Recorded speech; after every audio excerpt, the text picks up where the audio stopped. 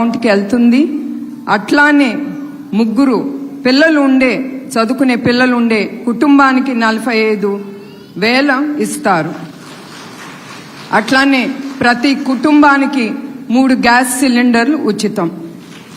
అదే కాకుండా మహిళలకు ఉచితంగా బస్సు ప్రయాణం కూడా ఉంది.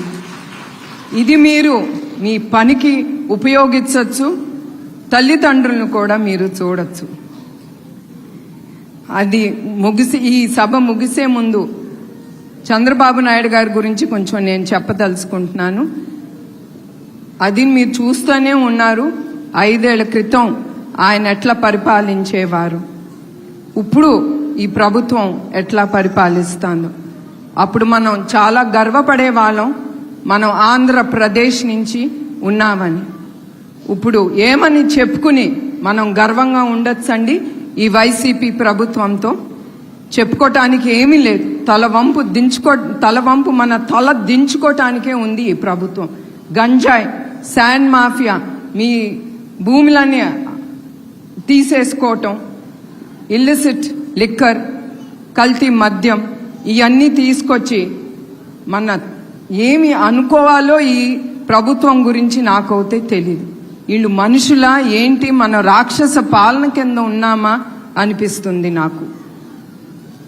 మొన్నటికి మొన్న మీరు చూశారు, ఈ వైసీపీ ప్రభుత్వం అంటాంది వైజాగ్ రాజధాని అని, ఇది ఆంధ్రప్రదేశ్కి. మొన్న 25,000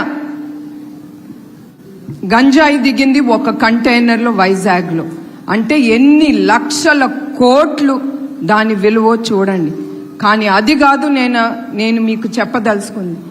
మీరు ఆలోచించాలి, ఆ గంజాయితో ఏమవుతుంది, ఈ రాష్ట్రం, మన పిల్లలు భవిష్యత్తు ఏమవుతుందని మీరు ఆలోచించాలి. అందుకే నేను స్పెసిఫిక్గా ఈ గంజాయి అనేది, దానికి అలవాటు పడిన పిల్లలు, మన పిల్లలు, వాళ్ళ భవిష్యత్తుకి ఏమీ ఉండదు. వీళ్ళు రాష్ట్రాన్ని చెడుదారిలో పట్టించి డబ్బు కోసం మిమ్మల్ని కూడా వాళ్ళు లెక్క చేయట్లేదు. ఇది ఒక ప్రజల ప్రభుత్వం అని వాళ్ళు గొప్పగా చెప్పుకుంటున్నారు.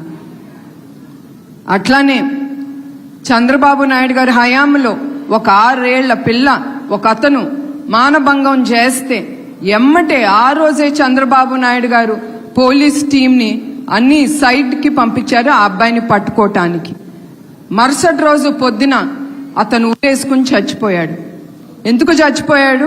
ఆయనకి భయం. చంద్రబాబు నాయుడు గారు ప్రభుత్వం అంటే ఇక్కడ ఏమి చేసినా కుదరదు, వీళ్ళని మనం పట్టుకుంటారని ఆ భయం అనేది లేకుండా పోయింది. ఆ గంజాయితో మన ఇంట్లో ఆడపిల్లలకి అలవాటు చేసి ఈ మొగాళ్ళు చాలా అత్యాచారాలు చేస్తున్నారు. అందుకే మీరు ఓటేసేటప్పుడు ఏదో ఇంట్లో కూర్చుని ఆయన వస్తాడు, ఈయన వస్తాడు, ఈయన చేస్తాడు, ఆయన చేస్తారు, వాళ్ళు చేస్తారు, అది కాదు. మీరందరూ ఇంటి బయటికి రాండి. మీరు మీ స్వేచ్ఛ కోసం, మీ రాష్ట్రం కోసం, మన దేశం కోసం మనం ముందుకొచ్చి మీరు సరైన వాళ్ళకి మీరు ఓటేయాలి. అది నేను కోరుతున్నాను. అట్లానే చంద్రబాబు నాయుడు గారు చాలాసార్లు చెప్తా ఉంటారు, నేను శాశ్వతం కాదు. మీ బిడ్డలు నన్ను చూస్తారో లేదో నాకు తెలియదు, కానీ నేను చేసే పని శాశ్వతం. పోలవరం శాశ్వతం, అమరావతి శాశ్వతం, పట్టిసీమ శాశ్వతం, రాయలసీమకి తీసుకొచ్చిన నీరు శాశ్వతం, ఐఎస్బి శాశ్వతం, ఐటీ రంగం శాశ్వతం, హైటెక్ సిటీ శాశ్వతం, ఐటీ రంగం శాశ్వతం. చివరికి మనం ఇక్కడ ఉండం శాశ్వతంగా, కానీ మనం చేసే మంచి పేరు, మంచి పని మిగిలిపోతుంది, అది శాశ్వతం. అదే ఆయన కోరేది. ఆంధ్రప్రదేశ్ నుంచి ప్రజల కోసం ఆయన